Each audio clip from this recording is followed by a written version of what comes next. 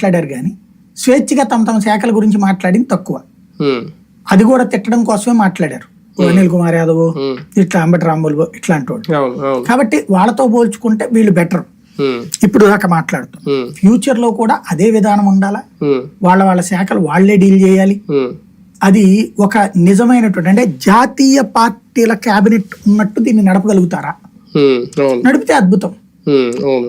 ఈ 15 రోజుల్లో చూసుకుంటే ఓకే, కొంతమంది ఛార్జ్ తీసుకున్నా తీసుకోకపోయినా చాలా అగ్రెసివ్ గా అయితే దూసుకెళ్ళిపోతున్నారు. దేవ్ అందించే నారా లోకేష్ గారు ప్రజా దర్బార్ అని చెప్పి ప్రజల నుంచి స్వీకరించడం, పవన్ కళ్యాణ్ గారు లేదంటే అనిత హోంశాఖ కీలక శాఖలన్నీ కూడా అంటే వీళ్ళు బాబు గారి చెప్పినట్టే వెళ్తున్నారు, ఇండివిజువల్ గా డెసిషన్స్ తీసుకుంటున్నారు. ఈ 15 రోజులు చూస్తే ఈ 15 రోజుల్లో డెసిషన్స్ ఏం తీసుకోలేదు వీళ్ళు. డెసిషన్స్ తీసుకుంటే అనిత ఎవరెవరికైతే అక్కడ ధ్వంసాలు జరిగినాయి వాళ్ళకి ఫోన్ చేసి ఎస్ఐలకో సిఐలకో ఎందుకు జరిగింది అనేది ఎంక్వైరీ చేసి వాళ్ళ మీద కేసులు కట్టమని చెప్పి ఉండాలి.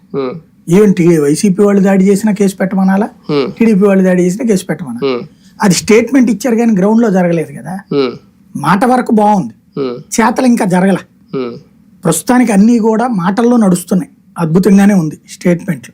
సివిల్ సప్లైస్ నాదెళ్ల మనోహర్ రెడ్డి చూసి రావడం, అవి ఆపడం, ఇట్లాంటివన్నీ కూడా చేతలలో రేపు పొద్దున. అంటే ప్రజెంట్ సిచ్యువేషన్ గురించి ఎవరో మాట్లాడలేదు, ఈ దాడులు విధ్వంసాల గురించి. అప్పుడు బాబు గారు సంయమనంతో ఉండండి, వాళ్ళు రెచ్చగొట్టిన మీరు రెంచిపోవద్దు, వైసీపీ వాళ్ళు ఆ స్టేట్మెంట్ తర్వాత దాని గురించి ఎవరో మాట్లాడలేదు. అనిత మాట్లాడింది కూడా ఏంటంటే ఆమె చెప్పింది కూడా గతంలో ఏ కేసులు అయితే ఉన్నాయో